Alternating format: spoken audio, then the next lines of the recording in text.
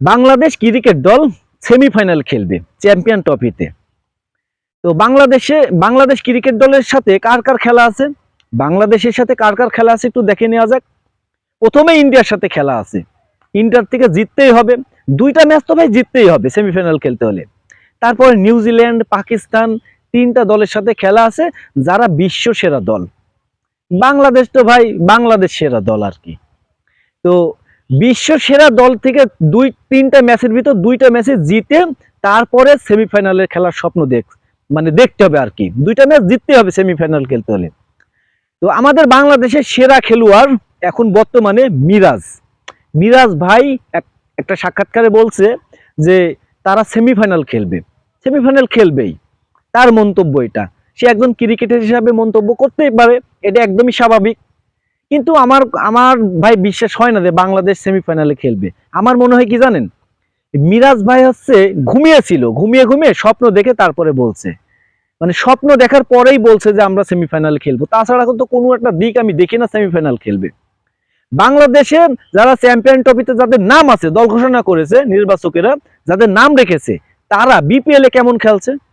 আমাদের মুস্তাফিজুর রহমান মানে খুব ভালো খেলা খেলছে, বোলিংদের ভিতরে তার কোনো নাম নাই। তাসকিন শুধু একজন বোলার, সে ভালো খেলা খেলছে। আমাদের ক্যাপ্টেন যিনি বিপিএল এর সুযোগ পায় না, তিনি হচ্ছে আমাদের বাংলাদেশের ক্যাপ্টেন। বিপিএল এর সুযোগ পায় না, কারণ সুযোগ পায় না কেন জানেন, পানি টানে কেন জানেন, পানি টানে যে প্লেয়ারটা খুব ভালো খেলা খেলছে, কয়েকটা ম্যাচ ধরে ভালো খেলা খেলছে, তাকে বিশ্রাম দিচ্ছে। হয়তোবা সে পানি টানতে পারে, হয়তোবা পানি তো অন্যজন টানবে না, ক্রিকেটাররাই টানবে, তো সেই জন্য পানি টানতে পারে। আরেক দিক আছে, সেটা হচ্ছে বাজে খেলা খেললে তারপরে তাকে পানি টানায়। আমাদের আছে শান্ত ভাই ক্যাপ্টেন, মানে বাজে খেলার কারণেই দল থেকে জায়গা হারাইছে, সেই জন্য এখন পানি টানি বেড়াইছে। তো মিরাজ ভাই খুব একটা খারাপ খেলছে না, ভালোই খেলছে। আমাদের মুশফিক, মাহমুদুল্লাহ রিয়াদ, আমাদের তহিদ হৃদয়, পারভেজ ইমন, ওপেনিং ব্যাটসম্যান সৌম্য সরকার, আর কার কথা বলবো, মানে কেউই তো ভাই ভালো খেলছে না, ওইভাবে তো ভালো খেলছে না। এই ব্যাটসম্যানরা যাই বা এই বোলাররা যাই সেখানে সেমিফাইনাল খেলার আশা স্বপ্ন দেখছে, এইটা আমার কাছে মনে হয় একদমই হাস্যকর ব্যাপার।